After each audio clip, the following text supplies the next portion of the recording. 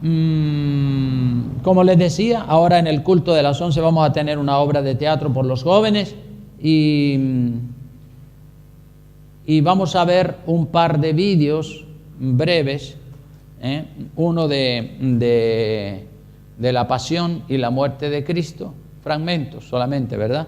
Y el otro de la resurrección. Adelante con el primero y después vemos el segundo y luego comparto un mensaje acerca de la resurrección, porque como no puede ser de otra manera, hoy hay que hablar de la resurrección de Cristo, que es la piedra angular, que es la base, el fundamento. Puedes poner el vídeo ya, ¿sí? Que es el fundamento. Apágame las luces ahí para que la puedan ver, para que puedan ver ese vídeo. Aleluya, gloria a Dios.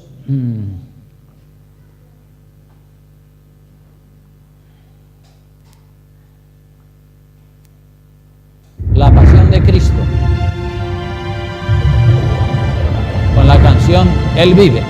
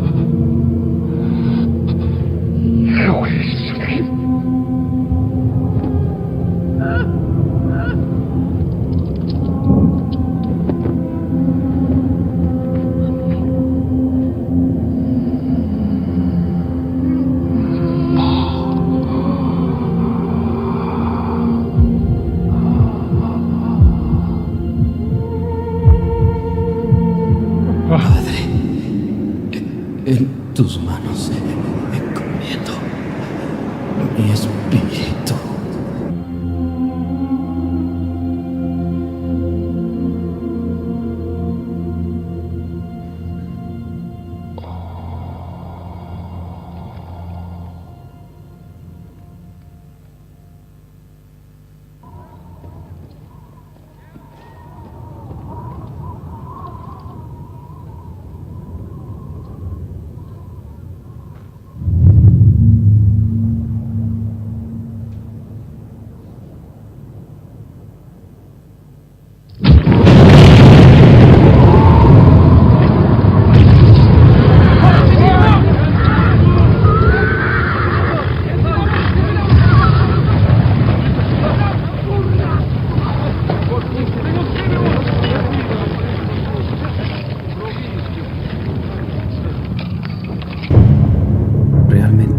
Fue impresionante oír sus últimas palabras en la cruz. Siempre que este hombre hablaba, sucedían cosas extrañas, pues yo vi mucha gente que fue sanada por él, aunque a nosotros los soldados romanos nos prohibían hablar de estas cosas. Yo estuve parado junto a esa cruz y la verdad no quería estar ahí, porque cuando volteaba para ver a Jesús, su mirada me hacía sentir y pensar que yo debería estar en su lugar. Él no me veía con odio, sino que a pesar del gran sufrimiento que padecía y de su expresión de agonía, Él me miraba con amor. Y aún no alcanzo a entender por qué Él decía palabras como: Padre, perdónalos porque no saben lo que hacen. En mi interior yo le decía: vamos, si eres el Hijo de Dios, ¿por qué no bajas de esa cruz? Porque si dicen que no has conocido pecado, mueres por los pecadores y los presentas justos ante tu Padre cuando creo que el único justo eres tú. De pronto me di cuenta que mi cuerpo comenzó a temblar, porque parecía que Él escuchaba mis pensamientos, y mientras por su cuerpo desfigurado corría la sangre, Él me decía con su mirada: si no bajo de esta cruz, es por amor a ti. Te alabo, te exalto, Cristo Jesús, pudiendo bajar de la cruz, tú preferiste morir en obediencia al Padre y por amor a mí. Te adoro, Cordero de Dios, me rindo ante ti y hoy crucifico mi ser. Sé tú hoy en mí, en obediencia al Padre yo te serviré, por amor a ti.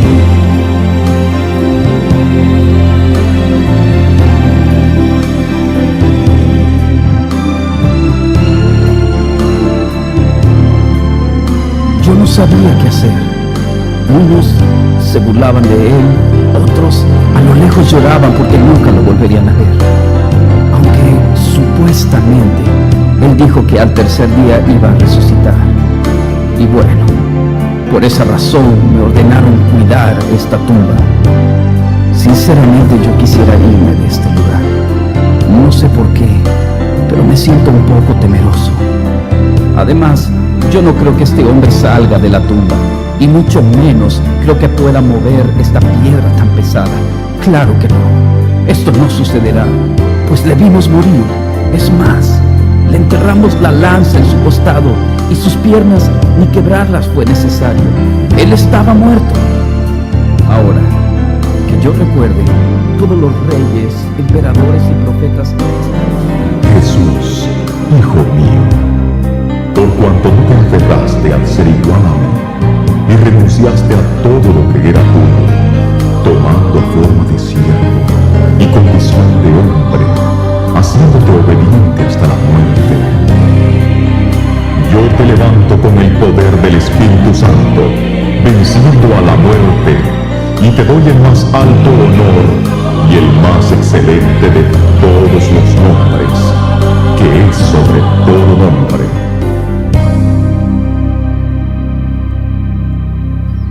Bueno, pues ya está amaneciendo, y como era de suponerse, aquí no sucedió nada. Sin duda que este hombre era un profeta más. Pero, ¿qué está pasando? No puede ser. La piedra se está moviendo. Oh, no. No lo puedo creer. Jesús ha resucitado. Él vive.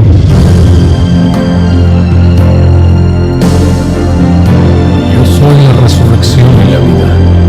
El que cree en mí, aunque esté muerto, vivirá. Él vive, oh, Él vive, Él resucitó.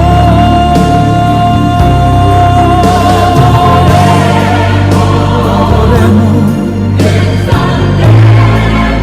exaltemos,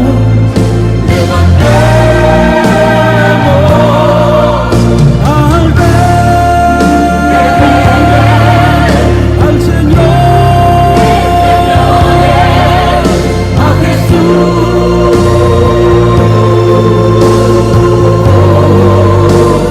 nuestro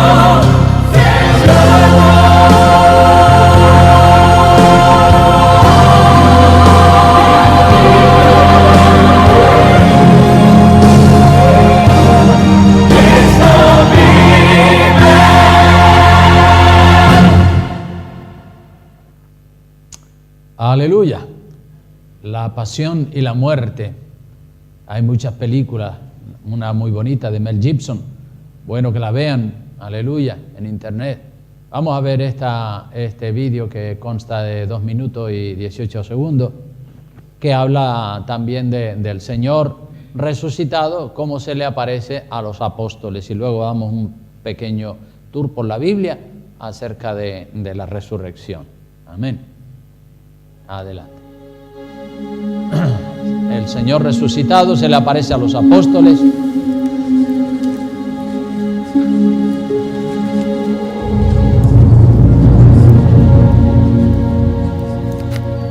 Paz a vosotros.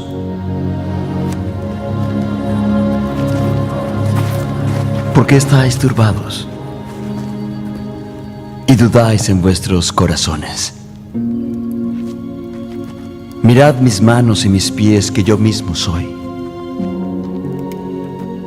Palpad y ved, porque un espíritu no tiene carne ni huesos, como veis que yo tengo.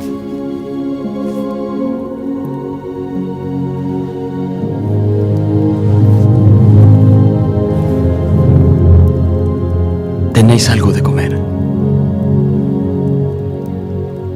Estas son las palabras que os hablé, estando aún con vosotros, que deben cumplirse todas las cosas que están escritas en la ley de Moisés, y en los profetas, y en los salmos concernientes a mí. Así está escrito, y así fue necesario que el Cristo padeciese y resucitase de los muertos al tercer día, y que se predicase en su nombre el arrepentimiento y la remisión de pecados en todas las naciones, comenzando desde Jerusalén. Y vosotros sois testigos de estas cosas. Y he aquí, yo enviaré la promesa de mi Padre sobre vosotros. Mas quedaos en Jerusalén, hasta ser investidos con poder de lo alto. Paz a vosotros. Como me envió el Padre, así también yo os envío.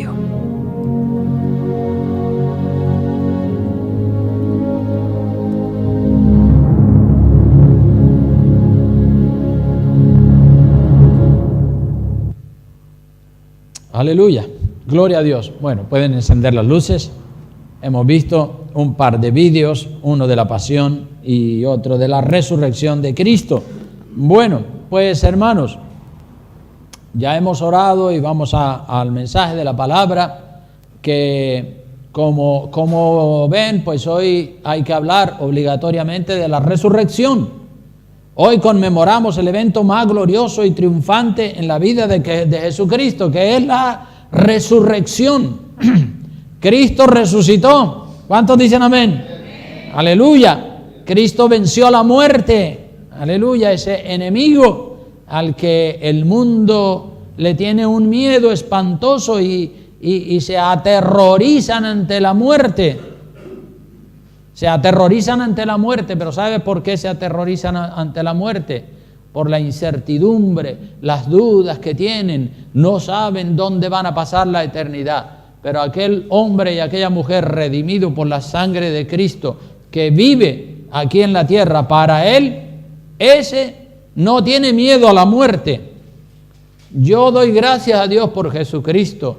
Yo recuerdo que en mi vida, cuando yo no era cristiano, sino que yo era uno más del montón, un católico de tradición, les hablo de que tenía 17, 18 años, de cuando en cuando me venía a la mente, sin yo buscarlo ni nada, me venía el pensamiento: ¿y dónde pasarás la eternidad?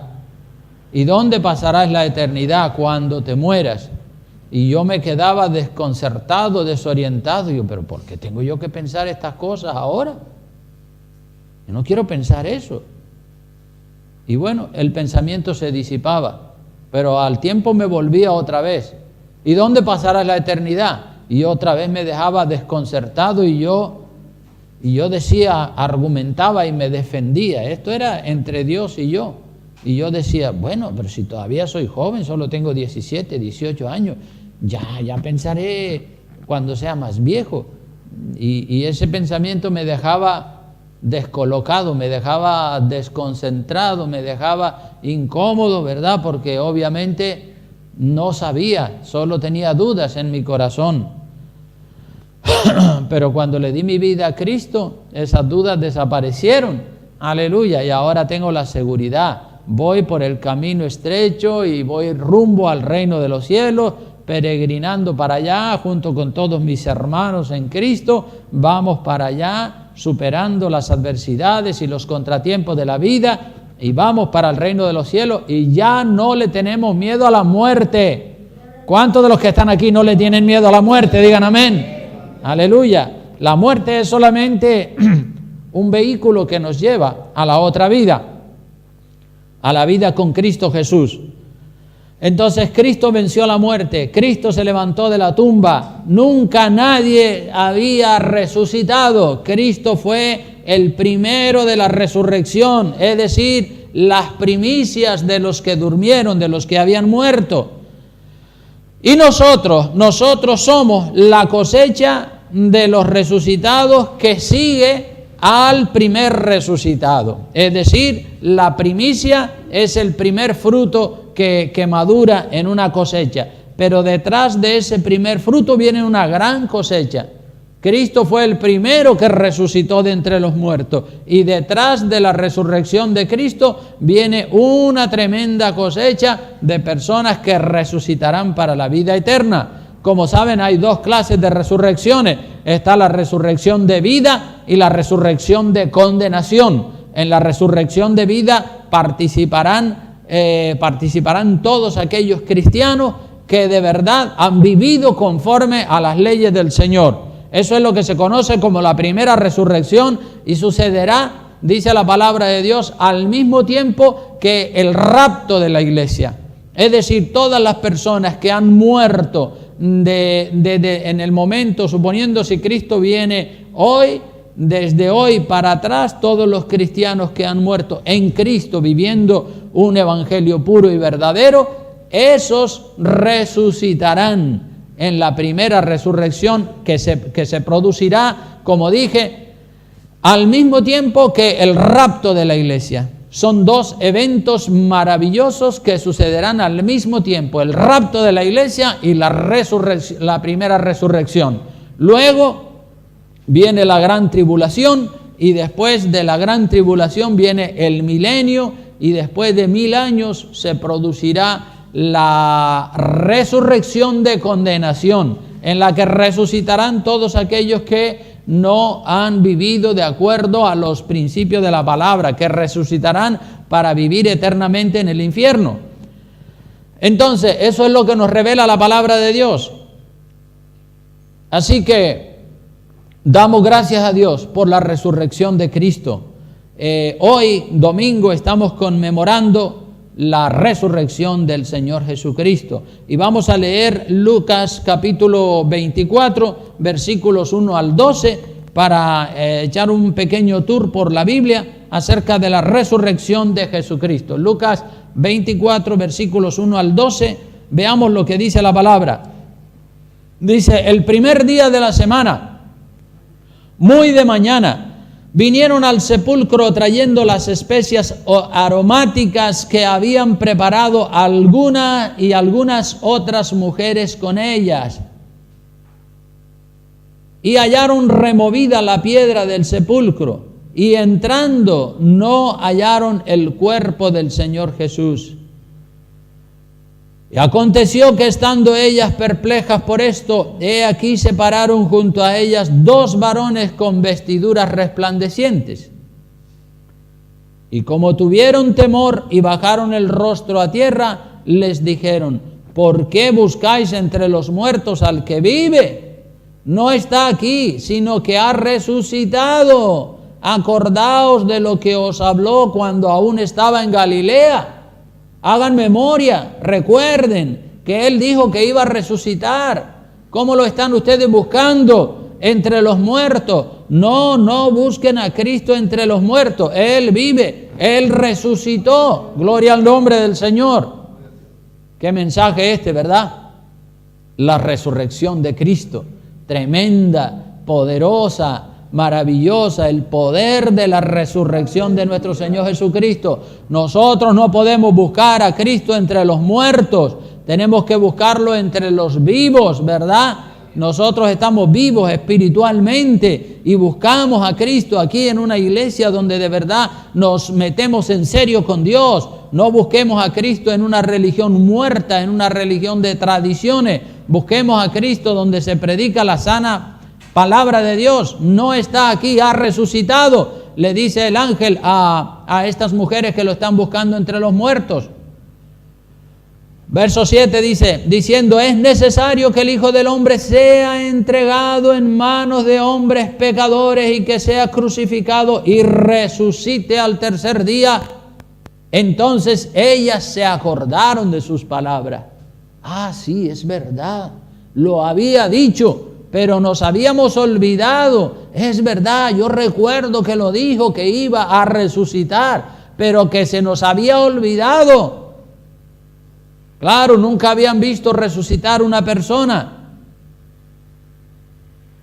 Volvieron, verso 9, y volviendo al sepulcro, volviendo del sepulcro, dieron nuevas de todas las cosas a los 11 y a todos los demás.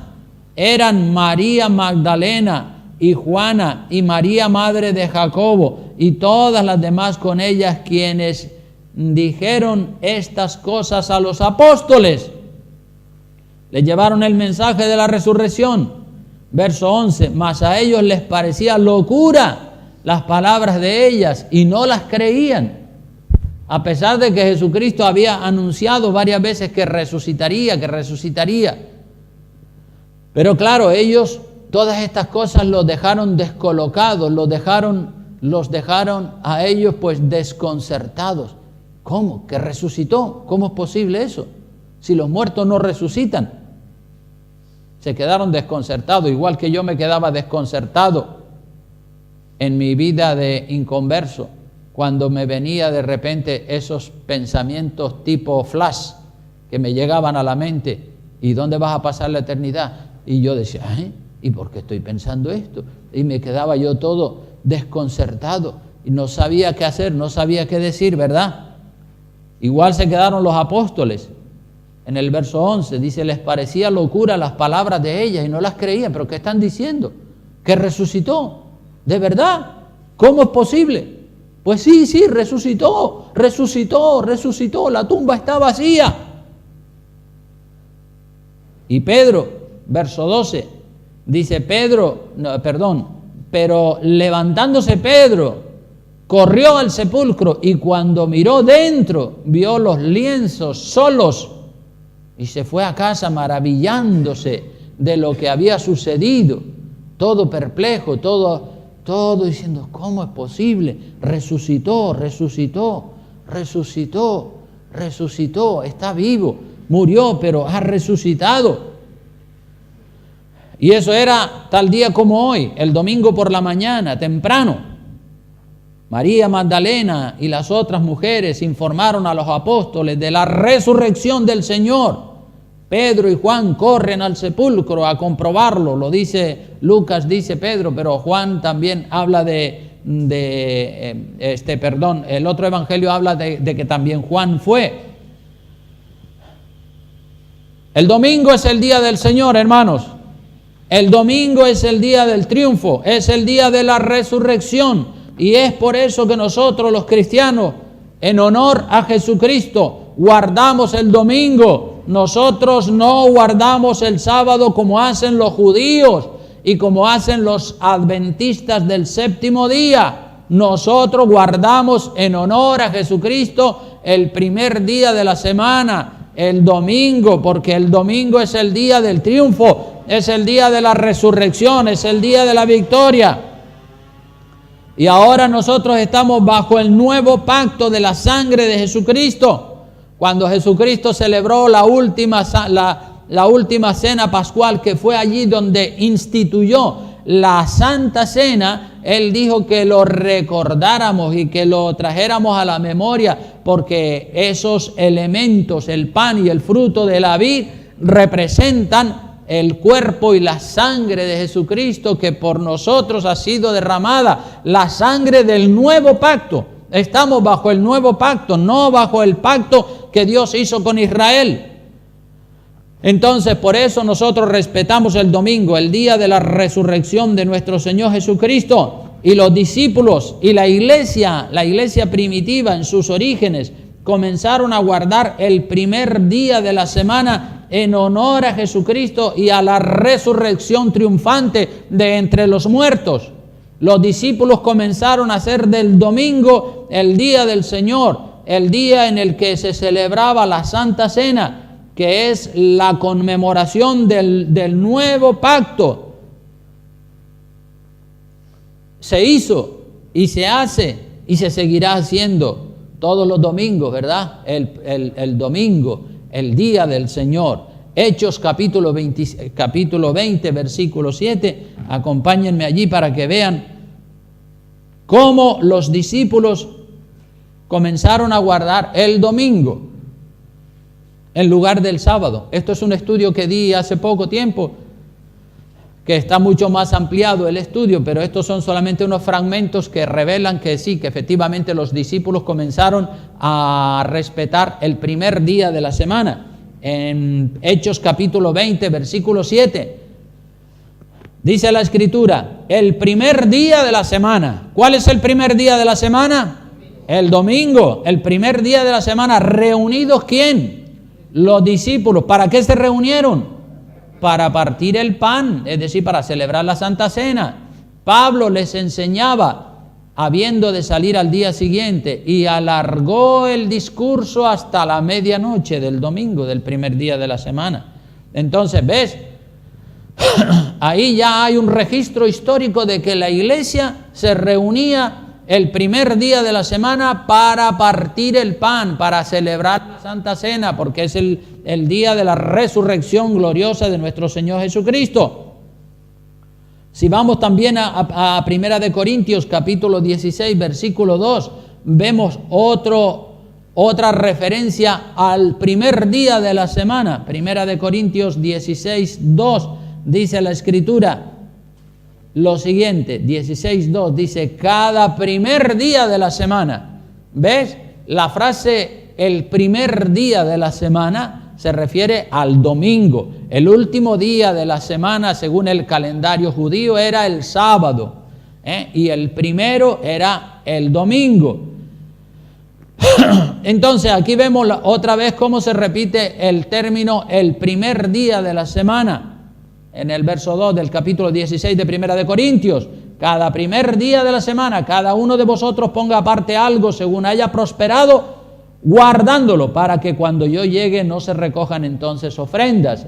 O sea que aquí vemos el primer día de la semana. Esa frase aparece varias veces y nosotros sabemos que estamos bajo el nuevo pacto de la sangre de Jesucristo. Si vamos al libro de Hebreos capítulo 10, versículo 8 y 9, vemos otra vez también este concepto de que estamos bajo el nuevo pacto. Hebreos capítulo 10, versículo 8 y 9, dice la Escritura, Hebreos 10, 8, diciendo primero, sacrificio y ofrenda y holocaustos y expiaciones por el pecado, no quisiste ni te agradaron, las cuales cosas se ofrecen según la ley. Eso está entre paréntesis, ¿verdad? Es decir, como diciendo, eso pertenece al viejo pacto. Diciendo luego, verso 9, he aquí que vengo, oh Dios, para hacer tu voluntad. Y luego, ¿qué dice? Vamos a decirlo todos juntos, dice, quítalo primero para establecer esto último, exactamente. Quítalo primero. El primer pacto ya llegó a su final. El pacto que era, digamos, basado en las leyes del sacerdocio levítico, donde se ofrecían animales y se derramaba la sangre de los animales. Y bueno, quita ese primer pacto para establecer este último pacto, porque el último pacto es mejor que el primero. El primero estaba digamos, bajo la sangre de los animales que se derramaba. Cada persona cuando cometía pecados tenía que llevar un sacrificio, un animal, y se lo presentaba al sacerdote y le ponía la mano, el pecador le ponía la mano al animal en la cabeza, y de manera simbólica los pecados de la persona se pasaban al animal, y entonces moría el animal en lugar de morir la persona, porque saben bien claro que Jesucristo, que la palabra dice que sin derramamiento de sangre no hay perdón de pecados. Entonces en el Viejo Testamento siempre sacrificio y más sacrificio y más sacrificio, y sacrificio va y sacrificio viene. Por los pecados cada persona tenía que llevar su sacrificio, pero ahora con un sacrificio solo, con uno solo, en el Nuevo Testamento, en el Nuevo Pacto, con un sacrificio solo, que es el sacrificio de Jesucristo. Con ese sacrificio tenemos perdón para todos nuestros pecados, y toda la humanidad tiene perdón, toda la humanidad que se acoge, que se pone bajo la protección de la sangre de Jesucristo. Por eso en Hebreos dice, quita lo primero para establecer esto último. Quita el viejo pacto para establecer un nuevo pacto con mejores condiciones, sin necesidad de derramar sangre de animales. Saben ustedes que la sangre de los animales, como hemos enseñado en numerosas ocasiones, la sangre de los animales cubría los pecados de las personas. Los cubría, no los borraba, sino que los cubría. Los pecados estaban ahí, pero estaban cubiertos con la sangre de los animales. Es como decir, el pecado es una cosa apestosa, sucia. Y entonces, pues, para que no se pudiera ver esa suciedad, se le ponía la sangre de los animales, y los pecados quedaban ahí, no desaparecían, quedaban ahí. Solo que la sangre de los animales los tapaba. Pero en el Nuevo Testamento, cuando vino Jesucristo, los pecados ya no están ahí. Los pecados son borrados, desaparecen definitivamente. Entonces, cuando Cristo vino, no solo ha borrado todos nuestros pecados, sino también los pecados de aquellas generaciones anteriores a Jesucristo, que estaban ahí tapados con la sangre de Jesucristo. Esos también fueron borrados. Estaban allí esperando que viniera el Mesías, esperando que viniera, como dijo Juan el Bautista, he aquí el Cordero de Dios, apuntando a Jesucristo. Ese es el Cordero de Dios. Cuando ese derrame su sangre por nuestros pecados, nosotros seremos libres, y todos los que tienen sus pecados ahí en espera de ser perdonados, y que están cubiertos con la sangre de los animales, también serán perdonados. Gloria a Dios. Cristo resucitó. Cristo derramó su sangre en la cruz del Calvario. Ahora estamos nosotros, como hemos dicho, bajo la protección de la sangre en un nuevo pacto. Ha quitado lo viejo y ha establecido lo nuevo. Por eso decimos que nosotros, los que estamos bajo el nuevo pacto, guardamos el día del Señor, el domingo, el día glorioso de la resurrección del Señor Jesucristo. Ese día Él se le apareció a muchas personas, se le apareció a María Magdalena, se le apareció a otras mujeres, a los discípulos que iban camino a Emaús, se le apareció a Simón Pedro, se le apareció a 10 apóstoles, y la Biblia relata cómo durante los 40 días siguientes a la resurrección de Jesucristo se le estuvo apareciendo a muchas personas, resucitado. Quizá la más importante aparición, bueno, todas son importantes, ¿verdad? Porque para cada persona es importante cuando Cristo se le apareció resucitado, pero quizás una de las más importantes es cuando el Señor se le aparece a los 12 discípulos y llama, o de las más famosas, llama a Tomás. Se recuerdan que Jesucristo se había aparecido a los apóstoles, ¿verdad? Y el único que estaba ausente era Tomás. Y cuando los apóstoles ven que llega Tomás, le dicen: Tomás, ¿sabes qué ha pasado? Cristo ha resucitado. Y Tomás dice: ¿cómo es posible eso? Yo no me creo eso, tengo que verlo para creerlo, tengo que meter mi mano en su costado y en sus heridas, porque si no, yo no me puedo creer que Cristo ha resucitado. Eso tiene que ser una mentira de ustedes, que no, que es verdad, Tomás ha resucitado, ha resucitado. Y Tomás incrédulo, y luego al momento, ¡boom!, se aparece otra vez el Señor allí, estando todos los discípulos y estando Tomás también, y llama a Tomás por su nombre. Tomás, ven aquí, mira las heridas ahí en las manos, mete tu mano en el costado, y date cuenta, Tomás, no seas incrédulo, sino creyente, cree. Pero Tomás tenía que ver para creer. Así hay mucha gente hoy en día. Si no veo, no creo. Si no veo, no creo. Gloria a Dios por los que sin ver han creído. La Biblia lo dice claramente. Bienaventurados los que sin ver han creído. Gloria a Dios. Nosotros creemos sin ver. No necesitamos ver. Nos gustaría ver, claro que sí. Pero si a Dios le place no mostrarnos nada, sino que dejarnos en la incertidumbre para probar nuestra fe, para ver si creemos sin necesidad de ver, pues eso tiene más valor que creer cuando uno ha visto. Tomás quedó en vergüenza delante de todos los demás. Ay, perdóneme, lo siento, yo creía que era mentira. Pues mira, no creas las mentiras del diablo, cree las verdades que declara la palabra de Dios. Cree.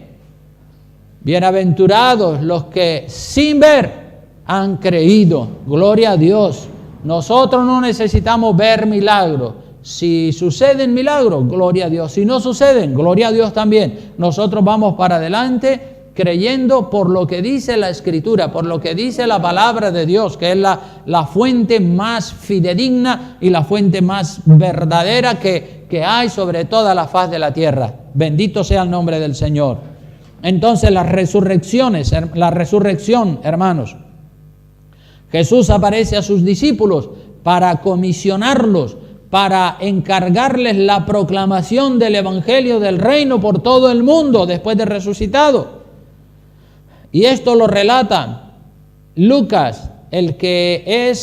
Lucas es también el autor del libro de los Hechos de los Apóstoles, y también Lucas es médico y un escritor prolífico. Lucas nos cuenta en el capítulo 1 del libro de los Hechos, nos cuenta la ascensión de Jesucristo al cielo y sus últimos consejos a sus discípulos. No lo vamos a leer porque no me quiero alargar, pero en los evangelios, en los últimos capítulos de todos los evangelios, Mateo, Marcos, Lucas y Juan, ahí están los episodios que sucedieron durante la pasión, la muerte y la resurrección de nuestro Señor Jesucristo. Y es bueno leer esos episodios en los 4 evangelios, no solo en un evangelio, porque si lees un evangelio solo, pues te quedas sin ver la historia completa. Pero cuando haces una síntesis, un resumen y lees los 4 evangelios,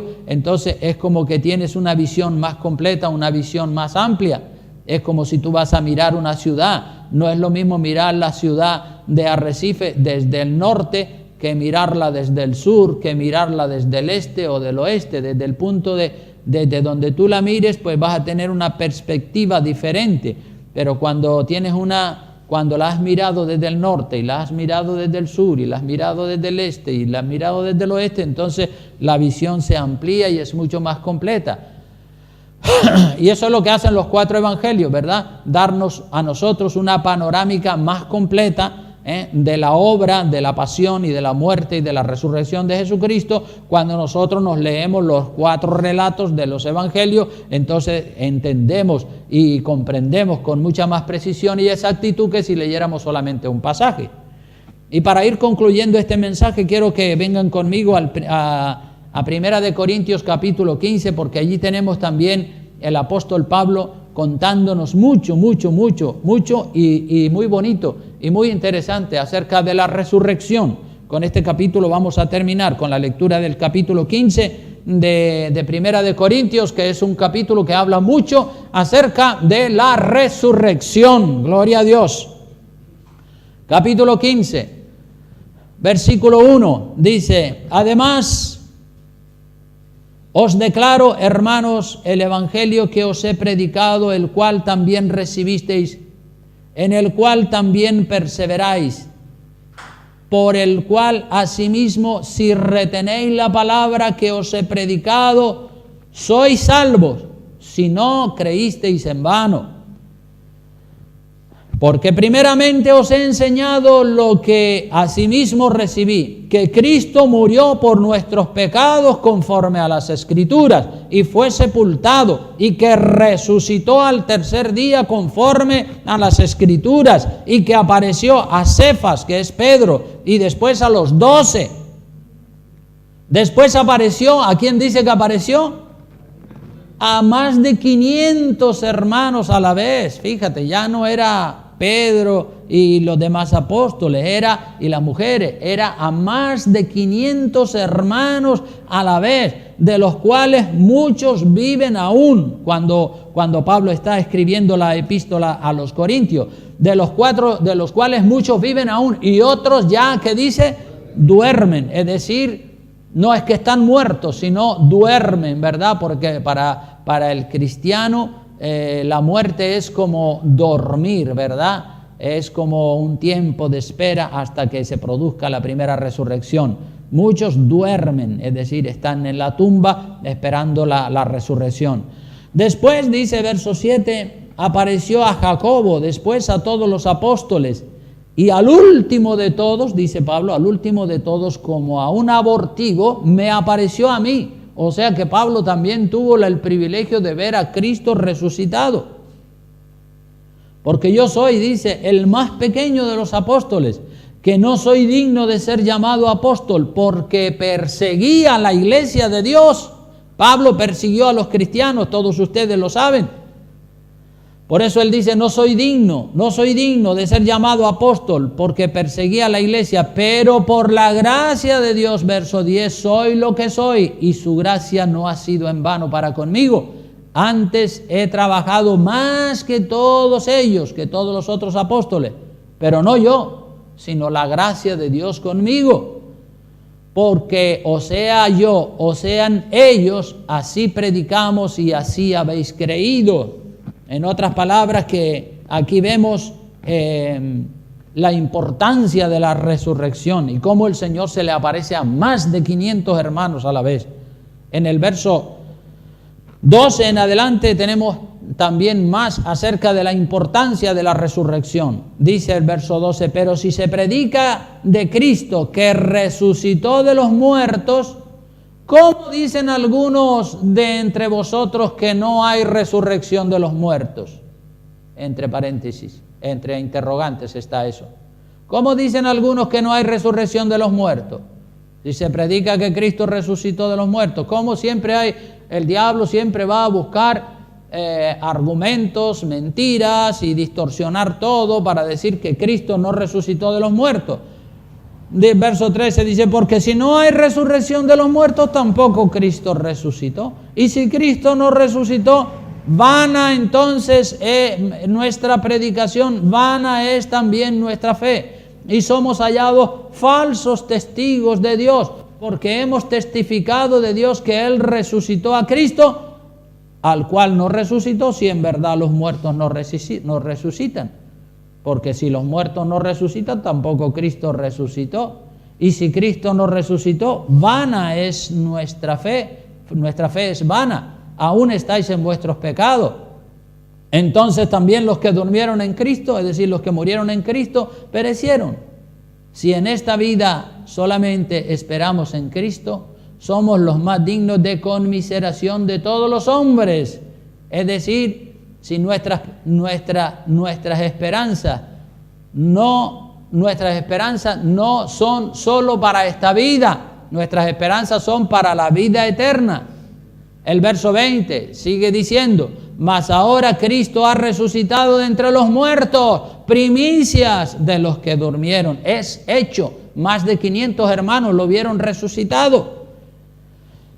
Porque por cuanto la muerte entró por un hombre, también por un hombre, la resurrección de los muertos. La muerte entró por Adán. Por eso la Biblia habla del primer Adán y del segundo Adán. Adán, el marido de Eva, es el primer Adán. Cristo es el segundo Adán.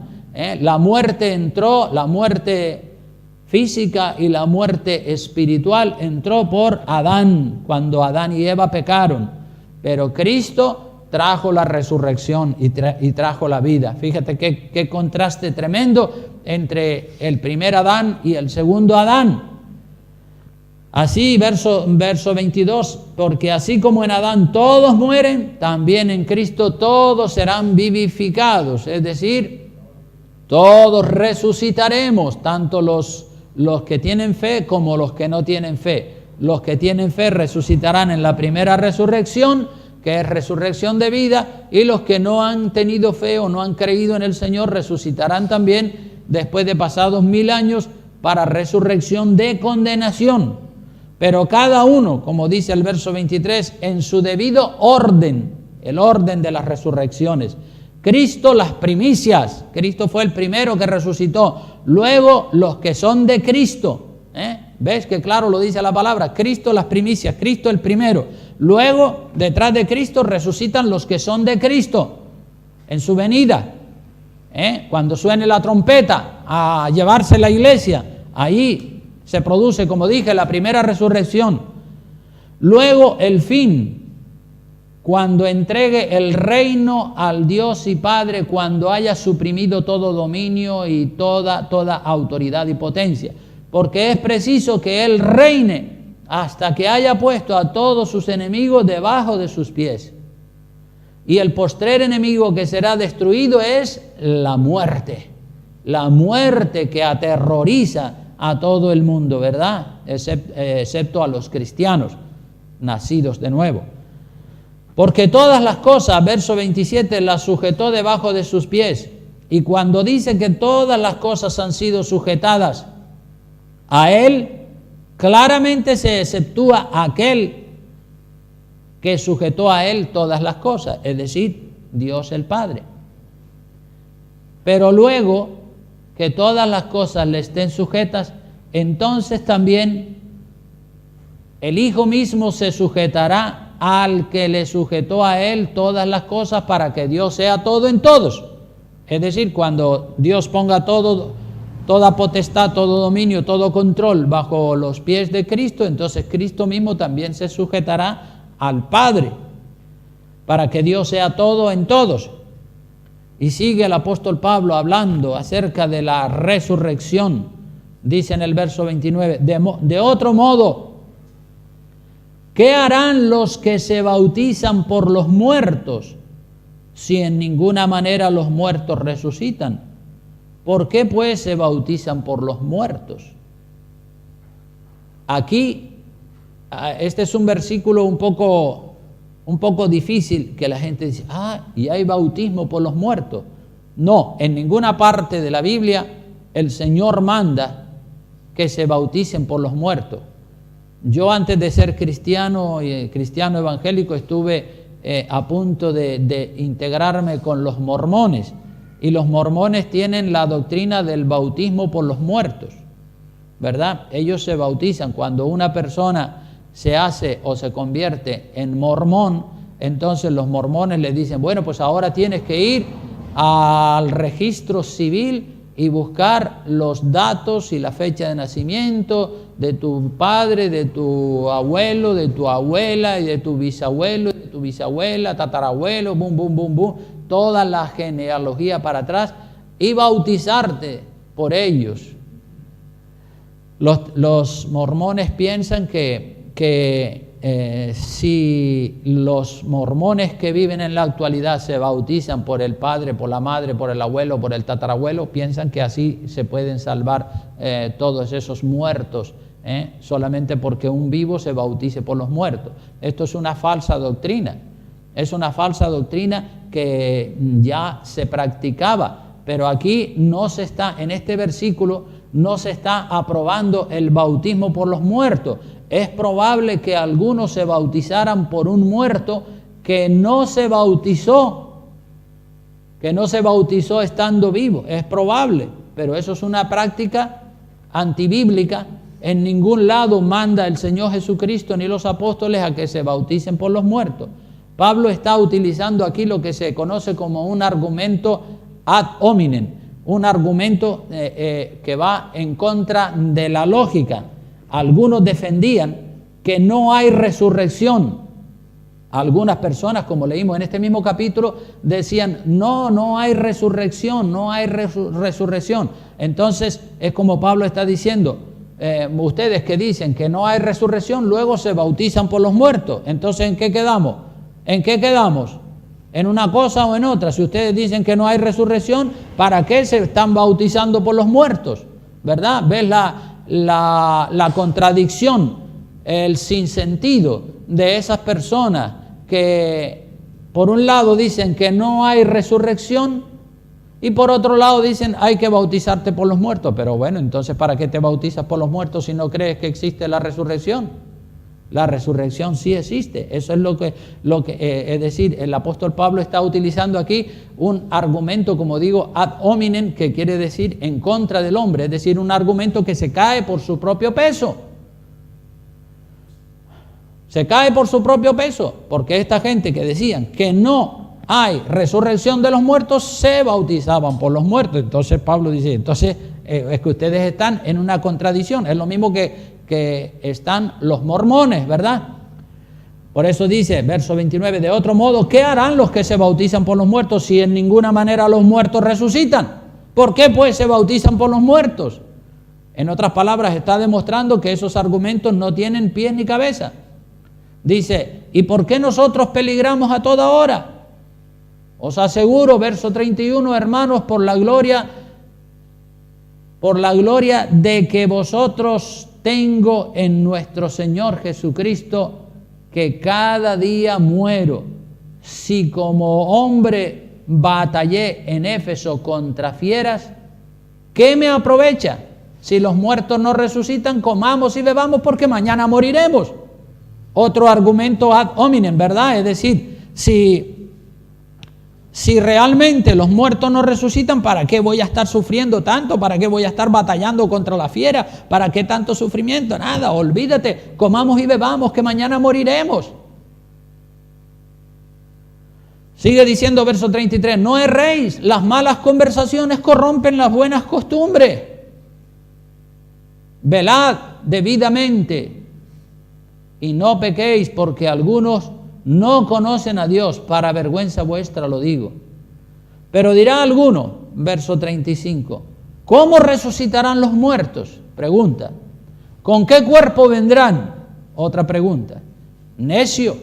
Fíjate cómo el apóstol Pablo defiende el principio de la resurrección, porque hasta la naturaleza misma, la naturaleza nos habla a diario de la resurrección. Dice, necio, lo que tú siembras no se vivifica si no muere antes. Y lo que siembras no es el cuerpo que ha de salir, sino el grano desnudo, ya sea de trigo o de otro grano. Pero Dios le da el cuerpo como Él quiso, y a cada semilla su propio cuerpo. Es decir, cuando sembramos algo en el campo, pues esa semilla, ese grano de trigo o esos granos de maíz o de avena o de centeno, de lo que quiera que sea, los siembras y eso ya lo pierdes, esos granos se pierden, se pudren, pero al podrirse sale una nueva semilla, brota una nueva semilla, brota una nueva planta, y Dios le da a cada planta el cuerpo que Él considera que debe tener esa planta. Entonces la naturaleza, los árboles, las semillas que plantamos, eso nos demuestran que hay resurrección. Usted coge un grano de semilla o un montón de granos de semilla y ahí los tiene. Parece que están muertos, pero hay vida hay vida dentro de esos granos de semilla. Al sembrarlos verá cómo se produce la resurrección de esa semilla que parece que está muerta. Pues así somos nosotros, ¿verdad? Cuando estamos muertos, es decir, cuando se ha muerto nuestro cuerpo y está metido en el cementerio, en un nicho, allí está muerto. Parece un grano de trigo que no tiene vida, pero cuando suene la trompeta en los aires, dice que las tumbas se abrirán y los cuerpos de los santos que estaban allí esperando el día de la resurrección resucitarán. Bendito sea el nombre del Señor. Gloria a Dios.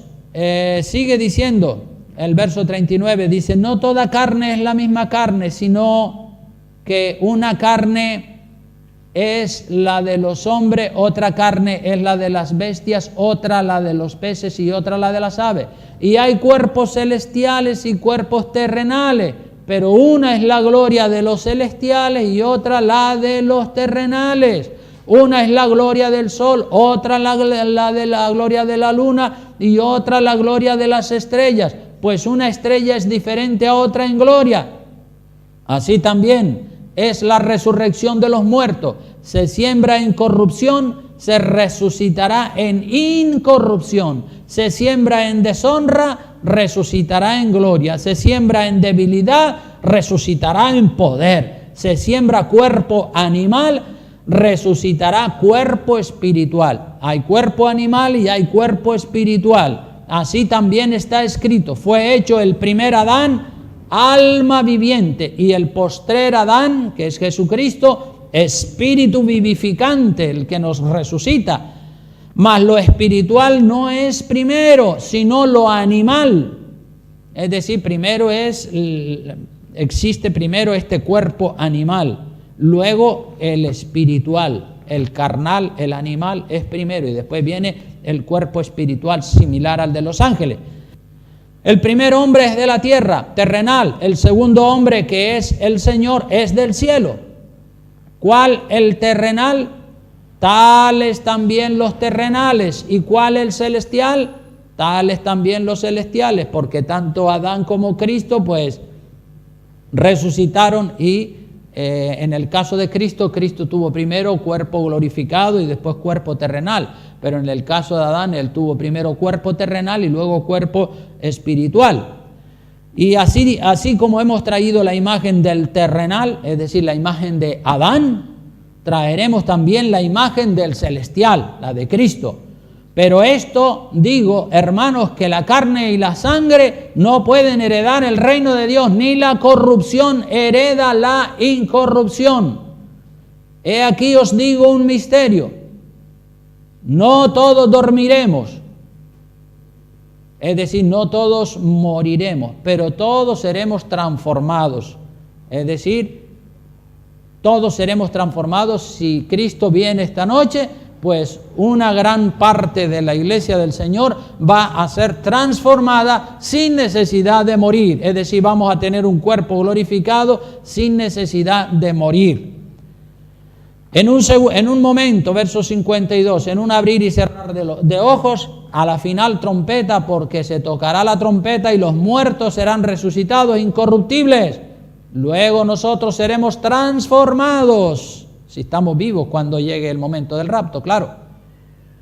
Porque es necesario que esto corruptible se vista de incorrupción y esto mortal se vista de inmortalidad. Y cuando esto corruptible, cuando esta carne que se enferma y que se muere, se haya vestido de incorrupción y esto mortal se haya vestido de inmortalidad, entonces se cumplirá la palabra que está escrita: sorbida es la muerte en victoria. Y podríamos decir después: ¿dónde está, oh muerte, tu aguijón? ¿Dónde está ese terror, ese espanto que yo le tenía a la muerte? Se fue, desapareció. Cristo venció a la muerte. ¿Dónde está, oh sepulcro, tu victoria? Ese espanto, ese terror tan grande a la muerte ya desapareció con la resurrección de Cristo, ya que el aguijón de la muerte es el pecado, ¿verdad? Y el poder del pecado, la ley. El aguijón de la muerte es el pecado. Cuando una persona está en pecado, pues ese aguijón, que es lo que me pasaba a mí, cuando yo no era cristiano y vivía en pecado, la muerte constituía para mí un aguijón que me dejaba descolocado. Yo no sabía qué hacer. Ese me aguijoneaba y yo, Dios mío, pero ¿por qué estoy pensando esto yo ahora? Pero me dejaba descolocado. El pecado, como estaba en pecado, pues la muerte representaba un aguijón tremendo que me dejaba fuera de mí mismo. Verso 57 dice: mas gracias sean dadas a Dios que nos da la victoria por medio de nuestro Señor Jesucristo. Y el versículo 58 es un versículo de mucha motivación para los que creemos en la resurrección de Cristo. Dice: así que, hermanos míos amados, estad como tenemos que estar, firmes y constantes, creciendo, no menguando, creciendo en la obra del Señor. ¿De cuando en cuando? Siempre, siempre, sabiendo que vuestro trabajo en el Señor no es en vano, hermanos, no es en vano. No te creas que todo es en vano. Algunas cosas sí serán en vano, pero otras no. La semilla, cuando se siembra, alguna de ellas va a caer en buena tierra y va a surtir efecto. Pero tenemos que seguir sembrando y tenemos que seguir sirviendo al Señor, porque tenemos la esperanza de vida eterna. Amén. Puestos en pie, terminamos dándole gracias al Señor por este evento glorioso que hoy estamos conmemorando, la resurrección de Cristo. Aleluya. Levanta tus manos y dale gracias a Dios, porque Cristo resucitó y tú y yo también tenemos el poder de la resurrección. Gracias, Padre bendito de la gloria. Bendecimos tu nombre en este precioso momento y, Dios mío, te agradecemos, Señor, que Cristo haya resucitado y también nosotros, Dios mío, tenemos el poder de la resurrección. Esperamos en Cristo, aleluya, y en el poder de su resurrección. Bendice, mi Señor, la iglesia con la bendición del Padre, del Hijo y del Espíritu Santo. Amén y amén. Que Dios les bendiga mucho y salúdense los unos a los otros. Amén.